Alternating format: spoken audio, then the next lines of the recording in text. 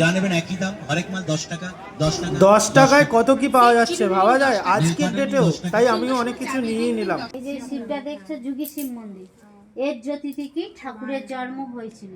ঠাকুরের জন্ম হয়ে উনুনের মধ্যে ঢেকি শাল ধান সিদ্ধ অনুসার ছিল। ঠাকুরের জন্ম হয়ে উনুনের মধ্যে গড়িয়ে ঢুকে গেছিলেন। ঠাকুরের মায়ের জ্ঞান ছিলেন চন্দা দেবী। এই ধনী কামান্নি প্রদীপের আলো থেকে দেখে বার করে নিয়েছিলেন দিকে। ইনিই ছিলেন ধাত্রীমা, ইনিই ছিলেন ভিক্ষে মা, ধনী কামান্নি। পুকুরের জন্মই কামার পুকুরে। এটা হচ্ছে লাহাবাবু, এটা হচ্ছে শুকুলাল গোস্বামী। এনারা দুই বন্ধু ছিলেন, ঠাকুরের বাবাকে আশ্রয় দিয়েছিলেন। এটা হচ্ছে কামারপুকুর চটি, কামারপুকুর চটি বিবেকানন্দ স্ট্যাচু এটা। আর আমি এখন চলে যাচ্ছি কামারপুকুর মেলাতে, কিন্তু তার আগে বন্ধুরা আজকে যাব কামারপুকুরের লাহাবাড়ি। লাহাবাড়ির চারপাশটা ঘুরে দেখবো এবং সেখানকার তথ্য আমি আপনাদেরকে জানাবো। এবং তারপরে চলে যাব কামারপুকুর মঠ, এবং তারপরেই চলে যাব এখানকার যে কামারপুকুরের বিখ্যাত মেলা হয়, যেটা প্রত্যেক বছরই চলে 1 মার্চ থেকে 14 মার্চ অবধি, এবং ধুমধাম করে চলে। ঠাকুরের জন্মতিথি উপলক্ষে এই মেলা শুরু হয়। বন্ধুরা এখন আমি আছি কামারপুকুর মেলাতে, আর আপনাদেরকে মেলার চারপাশটা ঘুরিয়ে দেখাবো। তো দেখতে হবে পুরো ব্লগটা, আশা করি আপনাদের ভালো লাগবে। এ হচ্ছে কামারপুকুর মেলা, যে মেলা চলবে 14 তারিখ অবধি, 14 মার্চ। তো এখনও দিন আছে, যারা যারা আসতে চান, আশেপাশে যারা থাকেন এবং কলকাতা থেকেও যারা কামারপুকুর আসছেন, অবশ্যই ঘুরে যাবেন এই কামারপুকুর মেলা। তো এই হচ্ছে পাঠশালা, যে পাঠশালায় বালক গদাধর পড়াশোনা করতেন।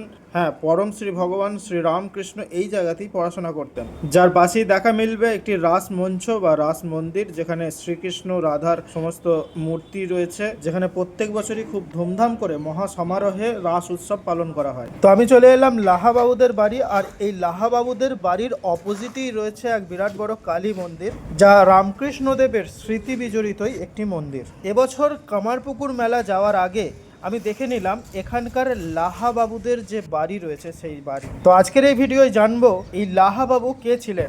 বন্ধুরা, হুগলি জেলার পশ্চিমাংশে কামারপুকুরের জমিদার ছিলেন ধর্মদাস লাহা। তিনি লাহাবাবু নামে পরিচিত ছিলেন। তার সঙ্গে ঠাকুরের পিতা ক্ষুদিরাম চট্টোপাধ্যায়ের ছিল এক আত্মীয়ের মতো সম্বন্ধ, যাকে বলে আত্মিক সম্বন্ধ। আর এক জমিদার সুখলাল গোস্বামীর সঙ্গেও ছিল অভিন্ন মিত্রতা। ধর্মদাস লাহা ও সুখলাল গোস্বামীর একান্তিক চেষ্টায় ক্ষুদিরাম চট্টোপাধ্যায় সপরিবারে দেরিয়াপুর থেকে কামারপুকুরে চলে আসেন এবং বসবাস করেন এখানে। ধর্মদাস লাহাও ছিলেন ধর্মপ্রাণ ও প্রজা দরদী। তখন নানা উৎসব যেমন যাত্রা গান, পালা গান, কীর্তন, রাস উৎসব, দুর্গোৎসব ইত্যাদি প্রায় সারা বছর লেগেই থাকতো। তিনি শিক্ষার জন্য পাঠশালা, পানীয় জলের জন্য পুকুর খনন ও সাধু সন্ত সেবায় নিজেকে নিয়োজিত করেছিলেন। তার স্ত্রী মঙ্গলাবালা দেবীও ছিলেন এক ধর্মপ্রাণ মহিলা, এবং তার সঙ্গে চন্দ্রামণি দেবীরও ছিল এক দারুণ সম্পর্ক। স্বয়ং বিদ্যাসাগর মহাশয় দেশের বাড়িতে এলে লাহাবাবুর বাড়িতে আসতেন। লাহাবাবুর বড় মেয়ে প্রসন্নময়ী বালক গদাধরকে কৃষ্ণ জ্ঞানে দেখতেন। এমনকি বালক গদাধরের উপনয়ন, অন্নপ্রাশন ও বিবাহে লাহাবাবুরও বড় ভূমিকা ছিল। বালক গদাধর লাহাবাবুদের এই দুর্গা প্রতিমার চোখ এঁকেছিলেন। এই ধর্মপ্রাণ মানুষটি 1860 খ্রিস্টাব্দে হুগলির বাধা বটতলার ঘাটে গঙ্গায় মহাশক্তির ধ্যান করতে করতে স্বইচ্ছায় অমৃতলোক যাত্রা করেছিলেন, এবং তার নশ্বর দেহ ওই বাধা বটতলাতেই দাহ করা হয়েছিল। তো এই হচ্ছে ধর্মদাস লাহাবাবুর মূর্তি।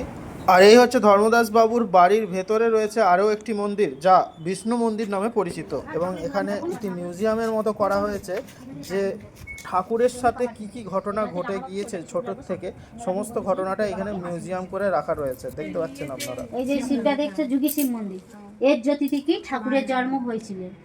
ঠাকুরের জন্ম হয়ে উনুনের মধ্যে ঢেকি শাল ধান সিদ্ধ অনুসার ছিল। ঠাকুরের জন্ম হয়ে উনুনের মধ্যে গড়িয়ে ঢুকে গেছিলেন। ঠাকুরের মায়ের জ্ঞান ছিলেন চন্দা দেবী। এই ধনী কামান্নি প্রদীপের আলো থেকে দেখে বার করে নিয়েছিলেন দিকে। ইনিই ছিলেন ধাত্রীমা, ইনিই ছিলেন ভিক্ষে মা, ধনী কামান্নি। বেলুমঠে চলে গেছে টিকিটা, হ্যাঁ। এটা ঠাকুর সাধু সেবা করছে, ঠাকুরের বিয়ে হচ্ছে, মা সাদামাকে বিয়ে করেছিল। লাহাবাবুদের গয়না ধার করে বিয়ে হয়েছিলেন, ফেরত দিতে হয়েছিল। এগুলো সব রাসের জন্য সাজানো। তো কামারপুকুরে আসবেন, কামারপুকুর মঠ দর্শন ছাড়াও এই জায়গাগুলো কিন্তু দেখে যাবেন। মঠের একদম কাছেই রয়েছে এই বিষ্ণু মন্দির আর লাহাবাবুদের বাড়ি এবং তার পাঠশালা। তো কামারপুকুরে এই লাহাবাবুদের বিষ্ণু মন্দিরটা বর্গী মারাঠাদের আমলে, যেখানে গদাধর কোনো কিছু বিয়োগ করতে দিলে এই মন্দিরেই আসতেন এবং মা কালীর মূর্তির ছবি আঁকতেন এবং ধ্যান করতেন। এরপর শ্রীরামকৃষ্ণদেবের স্মৃতি বিজড়িত সেই কালী মন্দিরটাতে এলাম, যেখানে দেখতে এলাম একটি খুব সুন্দর কথা লেখা আছে, সেই আদ্যাশক্তি মেয়ে না পুরুষ, আমিও দেশে দেখলাম লাহাদের বাড়িতে কালী পুজো হচ্ছে, মার গলায় পইতে দিয়েছে। একজন জিজ্ঞাসা করলে মার গলায় পইতে কেন? এরপর ঠাকুর বললে যার বাড়ির ঠাকুর তাকে সে বললে ভাই তুই মাকে ঠিক চিনেছিস, কিন্তু আমি কিছু জানি না মা পুরুষ কি মেয়ে। তো বন্ধুরা, এরপর চলে এলাম কামারপুকুর মঠে এবং এখানে লেখাই ছিল আশীর্বাদ করি তোমাদের চৈতন্য হোক। কদিন আগে ঠাকুরের জন্মতিথি গেল, তার ব্যানারই ছিল তখন আশীর্বাদ করি তোমাদেরও চৈতন্য হোক। তো এই সেই শিব মন্দিরটা যেটা মিউজিয়ামে একটু আগে দেখালাম, যুগী শিব মন্দির যার জ্যোতি থেকে ঠাকুরের জন্ম হয়েছিল। আর এখানের এই আম গাছটায় ঠাকুর নিচে হাতে লাগিয়েছিলেন, যা বছর বছর ধরে এখনো কিন্তু রয়ে গেছে। ওইটা তো আম গাছটা, তো ওইটা ঠাকুর লাগিয়েছিল আর আম গাছের কাছে বৈঠকখানা ওই যে এটা। এবং পাশেই রয়েছে বৈঠকখানা এবং তার পাশেই রয়েছে নিজ বাসগৃহ, যেখানে ঠাকুর বাস করতেন। ঠাকুর ও মা এখানেই এসে বসবাস করতেন। এবং যে মন্দিরটা রয়েছে সেই মন্দিরটা একটি ঢেকির উপরে তৈরি হয়েছে। গত বছরে আর একটু সন্ধে সন্ধে করে এই জায়গাটা এসেছিলাম, সন্ধে আরতি দেখে গিয়েছিলাম। এবছর সন্ধে আরতি আর দেখা হলো না, তবে সন্ধে আরতির ভিডিও আমার দেওয়া আছে, আপনারা চাইলে মনে করলে দেখে নিতে পারেন। একদম স্পট সন্ধে আরতি দেখিয়েছি, বাইরে থেকে সমস্তটাই শোনা যাচ্ছিল। তো চাইলে মনে করলে ভিডিও দেখতে পারেন। রামকৃষ্ণদেবের জন্মস্থান কামারপুকুর থেকে সন্ধ্যা আরতি সরাসরি আমি একটি ভিডিও দিয়ে রেখেছি। আর এই হলো হালদার পুকুর, যে পুকুরে ঠাকুর স্নান করতেন। মন্দিরের ভেতরে ছবি তোলা নিষিদ্ধ, মন্দিরের বাইরে থেকে যতটুকু ভিডিও করা যায় সেটাই করে দেখিয়েছি।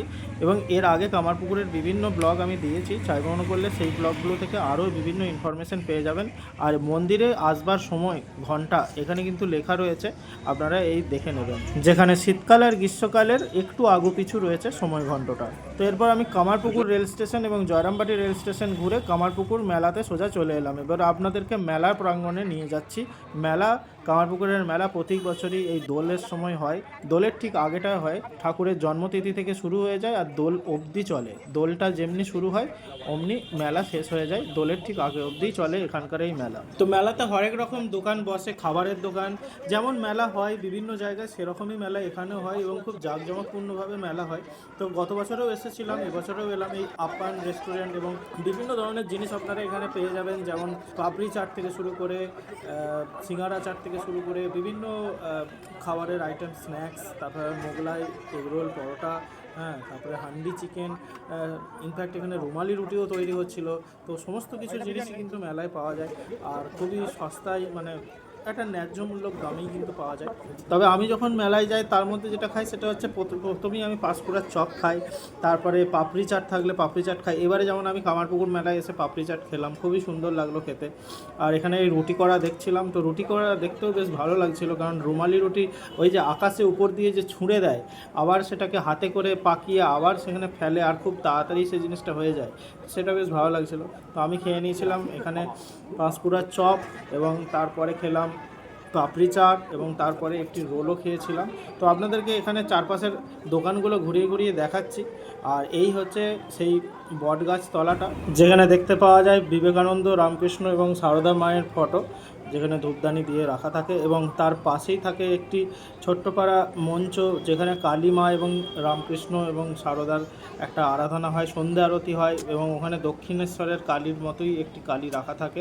গত বছর সন্ধ্যা আরতিও দেখে গিয়েছিলাম। তো এখানে মকটেল আছে, আরও বিভিন্ন ধরনের সমস্ত কিছুই কিন্তু এই মেলাতে পাওয়া যায়। এমন কোনো জিনিস নেই যে এই মেলায় পাওয়া যায় না। জামা কাপড় থেকে শুরু করে তারপরে বাসন কোসন থেকে শুরু করে তারপরে আপনাদের যেগুলো নিত্যদিনের নিত্য প্রয়োজনীয় জিনিস সমস্ত কিছুই কিন্তু পাওয়া যাচ্ছে এই জায়গায়। গ্রামের লোকেদের যা কিছু দরকার পড়ে আর কি, হাতা, খুন্তি, কোদাল, কুড়ুল সমস্ত। আর এই পেছনের দিকটা করে ছিল বাচ্চা বুড়ো সবার রাইডিং এরিয়া, নাগরদোল্লা থেকে শুরু করে আরও অনেক কিছুই, মানে বাচ্চাদের জন্য বিভিন্ন ধরনের রাইডিং, যেমন নাগরদোল্লা থেকে শুরু করে আরও সব যেগুলো ঘোরায় আর কি, এই মোটর সাইকেল, কার, যেগুলো নিয়ে বাচ্চারা ঘোরে। তো এই সমস্ত সব কিছুই রয়েছে। মিকি মাউসটা দেখলাম না। এই যে পাপড়ি চাট, আবার এগরোল, এই এগরোলের দোকানেই আমি এগরোল একটি খেয়েছিলাম, যেটা একদম ওই নাগরদোলার কাছাকাছি ছিল, তো খেয়েছিলাম, ভালোই, খারাপ নয়। 30 টাকা করে এগ রোলের দাম। তো ওই পাপড়ি চাট খেলাম, পাঁশকুড়ার চপ খেলাম আর এগ রোল খেলাম, খেয়ে বাড়ি ফিরলাম। আর আরও একটু মেলাটাকে ঘুরলাম। তবে কিছু জিনিস কিনেছি, সেটা হচ্ছে এই পাশে ছিল একটা 10 টাকা দামি জিনিস, সমস্ত কিছু পাওয়া যাচ্ছিলো। মাত্র 10 টাকা 10 টাকা। সঞ্জমি নিন 10 টাকায়, জোড়া পুতুল নিন 10 টাকায়, বরবউ নিন 10 টাকায়, হাতি নিন 10 টাকায়, ঘোড়া নিন 10 টাকায়, টিয়া পাখি নেবেন তাও 10 টাকায়, চকমারা পুতুল নিন 10 টাকায়, নেল পালিশ নিন 10 টাকায়। আজকাল 10 টাকায় আর কি পাওয়া যায়, তাই বাড়ির জন্য কিছু 10 টাকা দামি জিনিস কিনলাম। তবে জিনিসগুলো ভালো, খারাপ নয়। আরও বিভিন্ন জায়গায় হরেক রকম মাল 25 টাকা 30 টাকা 100 টাকা সব পাওয়া যায়। তো আমি ওগুলো আর কিছু করিনি। এবারে এখানে জিলিপি কিনতে এলাম, যেটা হচ্ছে কামারপুকুর রামকৃষ্ণ মঠের একদম পাশেই। এখান থেকে কিছু গরম গরম জিলাপি কিনলাম, বোঁদে কিনলাম, তারপর বাড়ি ফিরে গেলাম। এবার আপনাদেরকেও রিকমেন্ড করবো, যদি জিলাপি বোঁদে কিনতে হয় এখান থেকে কিনবে, খুব ভালো কোয়ালিটির পাবে। তো বন্ধুরা, আজকের ব্লগটা এখানেই, দেখা হচ্ছে পরবর্তী ব্লগে। Till then, take care, bye, Hare Krishna.